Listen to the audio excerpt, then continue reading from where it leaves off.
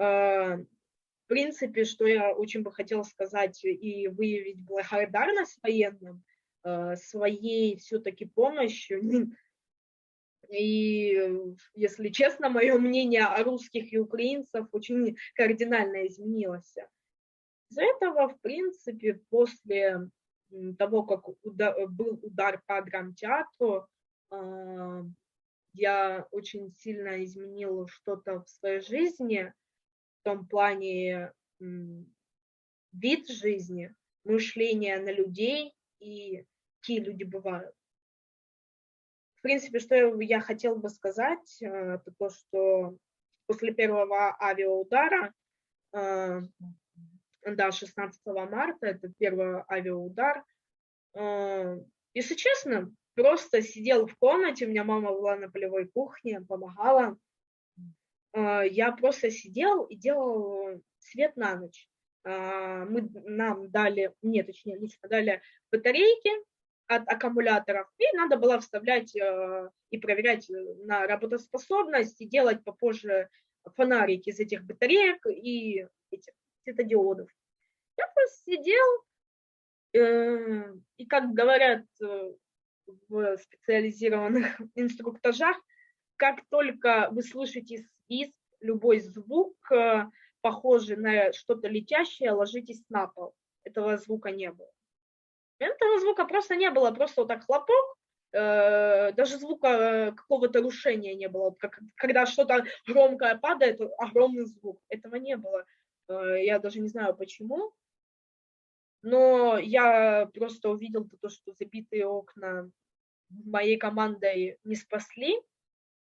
И там, где эти оконные рамы попадали в огромном зале, там чаще всего гуляли дети. 5-6 лет где-то. Они попадали просто. В соседней комнате, там, где жила моя подруга, семья Матюшиных, там, где у нее обычно лежал муж военный, грубо говоря, там легла стена, но, слава богу, его там не было. В соседней комнате жила семья, они выехали за день до этого и оставили дедушку, потому что дедушка не захотел уезжать. Но папа остался, присматривал за дедушкой, а дедушка спокойненький, собрал вещи и ушел. Неизвестно куда, но, как я поняла, они нашли его. Но, тем не менее, рядом в комнате была семья. Там был мужик, он, грубо говоря, сам не ел, но у него была дочка-инвалид. И она после этого взрыва, у нее перестало биться сердце. Я подальше не знаю, что с ней, но в зале, там, где была огромная люстра, это была сцена, этот потолок лег, там, где были люди. Но те, которые были на верхних рядах, на самых верхних, они спаслись. У меня там был знакомый, с которым я познакомилась в драмтеатре. Там лег потолок, а когда вышел уже на полевую кухню, туда выхода не было, потому что завалилась стена. Я увидел, что там, где была сцена, там небо светится. Пришлось выходить через центральный вход. И после того, как я увидел, что там просто грубо цемента, мусора и крови,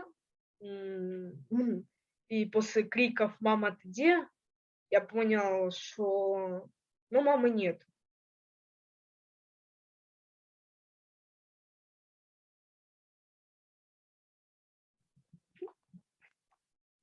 Ладно.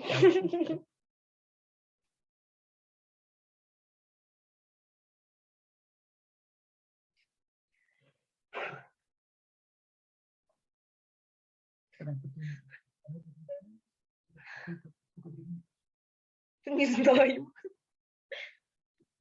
Ну и после этого поднялся в комнату, сказал: мамы нету. Не знаю. Ну, подошел в комнату к Елене Анатольевне. Свекра? Слышите меня? Елена Анатольевна – это жена моего свекра, которая была медиком, которая организовала медпункт, и они жили по соседству. Саша подошел к ней Она такая, где мама? Мамы нету. Она такая, ну, ты будешь с нами? Окей.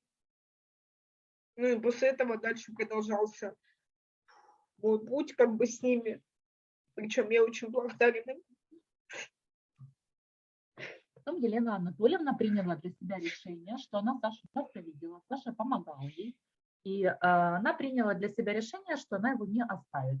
Ну, естественно, посоветовалась с Игорем Валентиновичем и просили Сашу, готов ли он ехать с ними.